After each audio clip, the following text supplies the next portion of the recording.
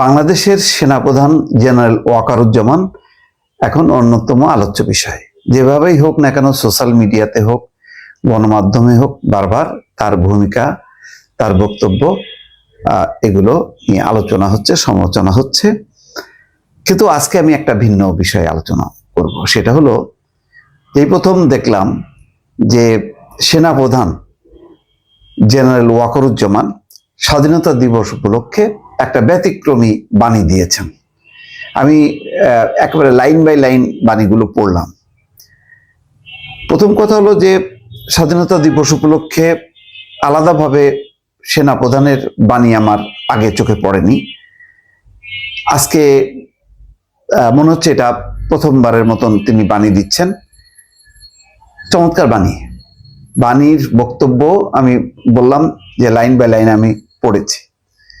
আগে যেটা হইতো, সেনাপ্রধান বা কোনো বাহিনীর প্রধান বা সরকারি পর্যায়ের গুরুত্বপূর্ণ যে কেউ মানে কোনো বক্তব্য বাণী দেওয়ার আগে 10 বার শেখ মুজিবুর রহমানের নাম জপ্ত হইতো, আর 20 বার জপ্ত হইতো শেখ হাসিনার নাম।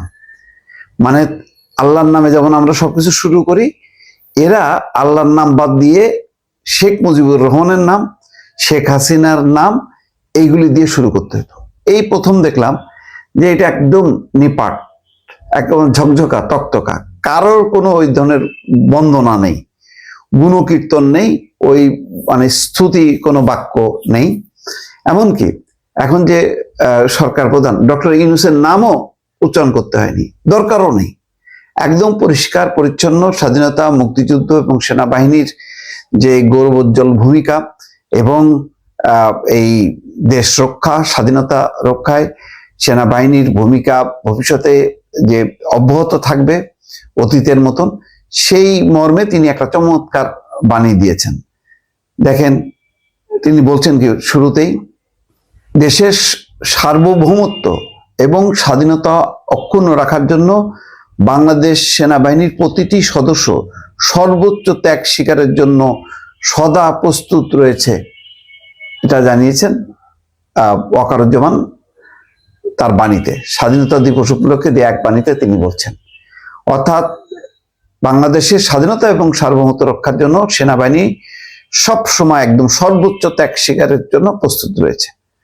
এটা একটা বিশাল যে দেখেন না, সাম্প্রতিক সময় যে এই সমস্ত পরিস্থিতি তৈরি করা হচ্ছিল, একেবারেই পাত্তা দেয়নি, একেবারে খুব ঠান্ডা মাথায় ধৈর্যের সাথে সেগুলি মোকাবেলা করছে।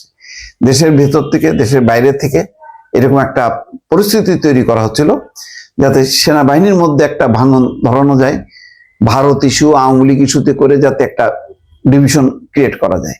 কিন্তু সেটা ওয়াকারুজ্জামানের নেতৃত্বে সেটা সম্ভব হয়নি। এবং এখন তো অনেক ম্যাচিউর আমাদের সেনাবাহিনীর অফিসাররা, সর্বস্তরের কর্মীরা, তারা জানে যে এইসব ফাঁদে যদি তারা পা দেয় তাহলে আসলে ক্ষতি নিজের ক্ষতি এবং দেশের ক্ষতি। তো তারা সেই সব পথে পা দেয়নি।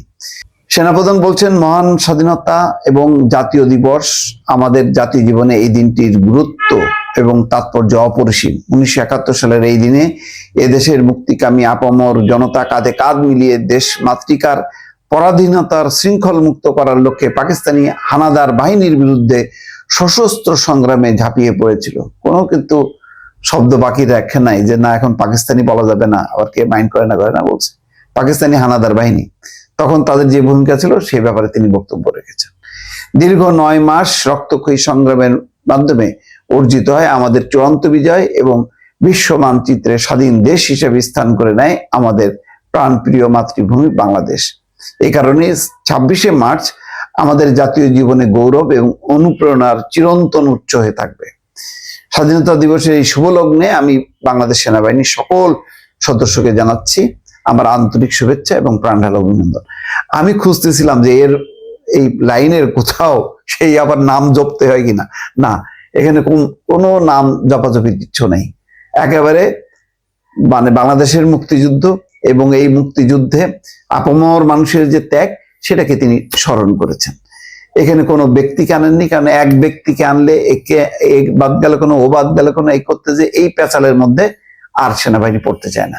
একটা নিরপেক্ষ স্বতন্ত্র একটা ভূমিকা নিয়ে সেনাবাহিনী আগায় যাবে, এটাই প্রত্যাশা। এবং সেই প্রত্যাশা অনুযায়ী একটা চমৎকার একটা বাণী বোধহয় এই প্রথম একটা মানে শৃঙ্খল মুক্ত হয়ে স্বাধীনভাবে কারোর মানে কে কি মাইন্ড করবে, কে কি মানে ধরবে, এর ত্রুটি বিচ্যুতি এই সমস্ত মাথায় না রেখে স্বাধীন মুক্তভাবে একটা বাণী দিয়েছে বাংলাদেশের স্বাধীনতার সার্বভৌমত্বের প্রতি, বাংলাদেশের মুক্তিযুদ্ধের প্রতি সম্মান শ্রদ্ধা জানিয়ে, এবং একই সঙ্গে উচ্চারণ করা যে সেনাবাহিনী এই স্বাধীনতা, মুক্তিযুদ্ধ এবং সার্বভৌমত্ব এটা রক্ষা করার জন্য সর্বোচ্চ ত্যাগ স্বীকার করার জন্য সবসময় প্রস্তুত থাকবে। সত্যি একটা ব্যতিক্রমী ভাষণ দর্শক, এটি বাণী। ভালো থাকবেন, আল্লাহ হাফেজ।